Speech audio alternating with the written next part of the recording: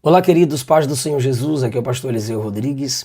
Seja mais uma vez bem-vindo ao meu canal. Estamos reagindo aí ao filme de Lutero, Martinho Lutero, em comemoração à Reforma Protestante. E eu estou extraindo alguns princípios desse filme. Vou continuar aqui a partir da perversão teológica que o catolicismo estava causando no tempo em que Lutero era padre. Seu pai queria que ele fosse advogado, ele está ali lutando para ser padre, ele se sente indigno de ser padre, pois ele se sente acusado pelo diabo, pelos seus pecados, aquela coisa toda. Deus não tinha um futuro de padre para Lutero. O que Deus tinha para ele era justamente isso que ele se tornou, ser um reformador da igreja, trazer a igreja de volta aos trilhos teológicos. Vamos começar aqui então pela perversão escatológica. Olha o que a igreja estava fazendo para tirar dinheiro das pessoas, amedrontar as pessoas para arrancar o dinheiro delas. Nome do falecido parentesco? Henrique Lutero. Avô. Reze um Pai Nosso a cada degrau. Quando alcançar o último degrau, Henrique Lutero estará livre do purgatório e entrará no paraíso.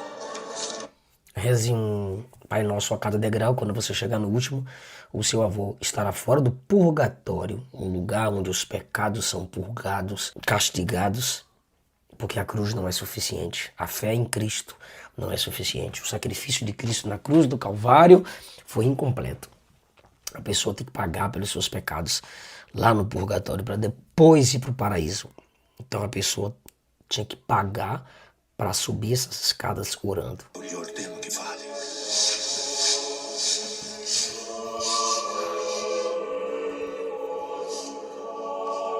Roma é um circo. Roma é um circo, Esgoto vivo. um esgoto vivo. Compra-se de todo sexo, salvação.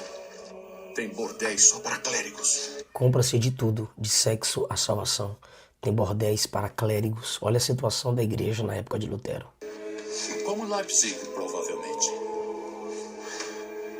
Uma igreja mostrava as 30 moedas que Judas recebeu. Quem as beijava ganhava 100 anos de indulgência. Você acha? A igreja mostrava as 30 moedas que Judas recebeu. E se beijasse as moedas que Judas recebeu ao vender Jesus, a pessoa recebia 100 anos de indulgência. Sabe o que é isso? 100 anos a menos no purgatório. Eu recebi esse livro aqui da editora Thomas Nelson. O nome do livro é Mundo Sem Fim. A capa dele é bem estranha. Tá vendo como é que é? Diferente, né? Eu já estou na página 60 desse livro. Comecei a ler ele ontem, a caminho de Vitória da Conquista, e mostrar para vocês aqui as minhas marcações. E eu lembrei, estão aí minhas marcações, e eu lembrei de que eu estou fazendo esse vídeo para você. Olhem em que parte. Esse livro fala sobre várias visões escatológicas, tá? Na história da igreja até o nosso tempo. Ele chega no momento que ele fala sobre o Sheol, fala sobre o inferno. Na página 59, ele está falando sobre a escatologia judaica, que tem muitas semelhanças e diferenças das escatologias cristãs. Mas algo me chamou a atenção na página 59, eu vou ler para vocês aqui. A escola de Hillel era um mestre, um teólogo do tempo de Jesus. A escola de Hillel, nos últimos tempos talmúdicos, ensinou uma concepção muito mais moderada e humana do Gehinnom, que era o nome usado para o inferno, se lembrando do vale do Hinnom, num vale localizado. Esse vale era localizado nos arredores de Jerusalém, e ali era onde os pré-israelitas, né, os cananeus, sacrificavam crianças ao deus Moloque. Era um local de muito mau cheiro, muito fogo, fumaça, indicação de muito sofrimento. Então ele passou a ser identificado com os horrores do inferno. E a escola de Hillel, então, ensinou uma concepção mais moderada e humana do inferno, com base em seu argumento, antes do surgimento do catolicismo, tá, gente? Com base em seu argumento sobre a compaixão de Deus, os rabinos pertencentes a essa escola de pensamento sustentavam que depois da justiça retributiva de Deus ser satisfeita e todos os pecadores serem purificados, Gehinnom, ou seja, o inferno, cessaria e todas as almas participariam do mundo vindouro. Aí o autor continua. Esse pensamento é reforçado pelo desenvolvimento do conceito de purgatório. Então entenda de onde o catolicismo tirou esse negócio de purgatório, do ensino da escola de Hillel, dizendo que como Deus é compassivo, depois que Deus retribuir os pecados das pessoas e as pessoas serem purificadas no inferno, as pessoas então vão participar do paraíso, do mundo vindouro. O catolicismo bebeu dessa fonte e ensinava para as pessoas o quê? Tem um purgatório. E quando você pagar pelos seus pecados no purgatório, você sobe para o paraíso. Olha de onde veio essa ideia.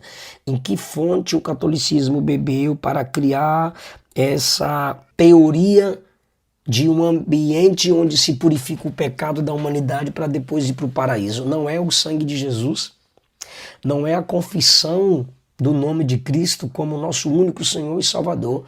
Ninguém consegue pagar pelos seus pecados, mas a Igreja Católica vai além de Hillel.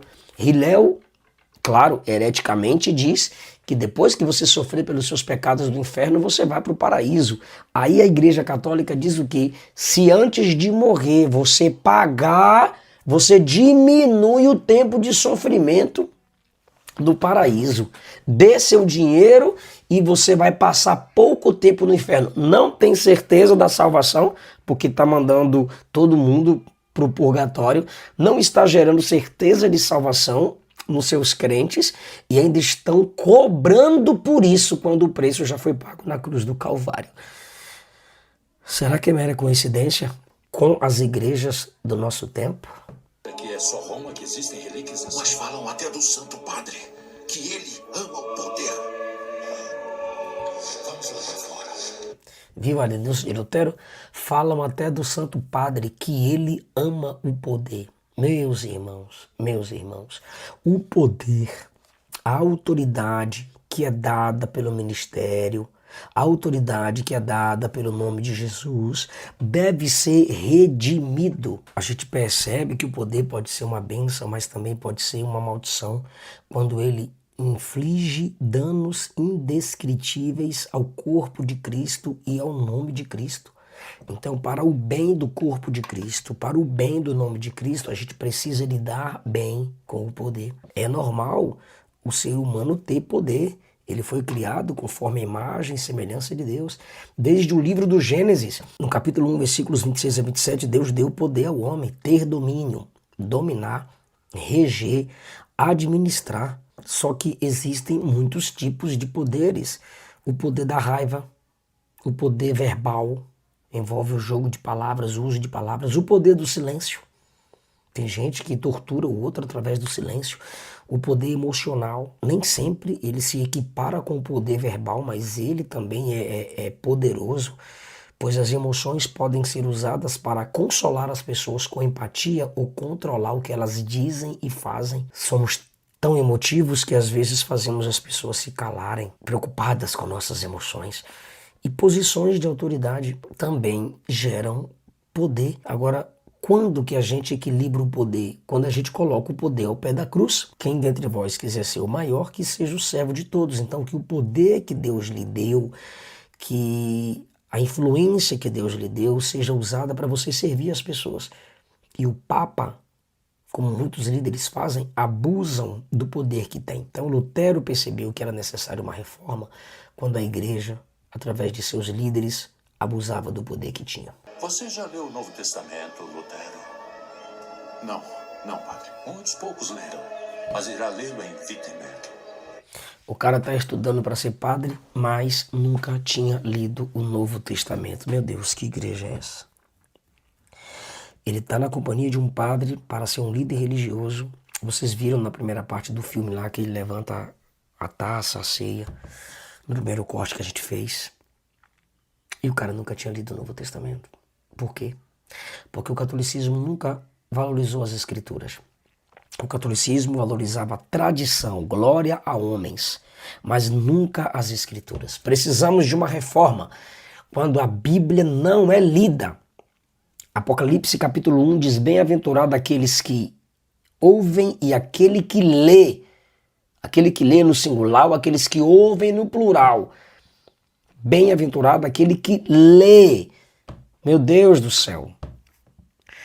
O próprio Lutero disse: considere perdido o dia que você não meditar nas Escrituras Sagradas. Quando? Quando ele descobriu o tesouro que é ler as Escrituras. Claro, vai fazer teologia, ué. Wittenberg, doutorado em teologia. Eita.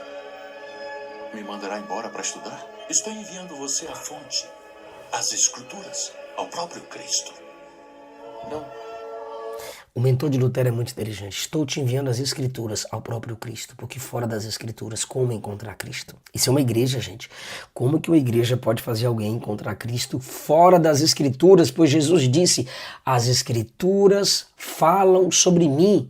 João capítulo 5, versículo 39, Jesus disse: examinais as Escrituras, porque cuidais ter nelas a vida eterna, e são elas que de mim testificam. As minhas palavras, disse Jesus, são espírito e vida. Conhecer Cristo, para quem faz parte da igreja, só é possível através das Escrituras. Eu estou perdendo a minha fé, sentindo-me um tolo quando rezo e você me manda embora. Você irá pregar. Eu serei uma fraude como pregador. Nós pregamos melhor aquilo que mais precisamos aprender. Não me mande para longe do Senhor. Nós pregamos melhor aquilo que mais precisamos aprender. Ele está dizendo que a gente prega como necessitado. A gente não prega nem sempre. Para você pregar, você tem que dominar o que está pregando. Você prega dependendo do que está pregando. Porque pregar também é aprender. Um dos métodos de aprendizado é você ensinar o que você ainda está aprendendo. Deus tinha um propósito quando lhe deu seus talentos. Em Wittenberg você irá poder mudar cabeças, abrir olhos. E não é isso que você quer, irmão? Mudar as coisas. Meu irmão, não é isso que você quer? Mudar vidas, mudar pessoas. Era isso que Lutero queria. E o seu mentor entendeu que para mudar vidas, mudar pessoas, ele deveria estudar as Escrituras Sagradas. Qualquer pregador, qualquer pastor, qualquer líder que não estude as Escrituras jamais será capaz de transformar as pessoas que Deus lhes tem confiado. Muito obrigado pela sua atenção. Até o próximo vídeo. Deixe o seu like, se inscreva no canal. Deus abençoe.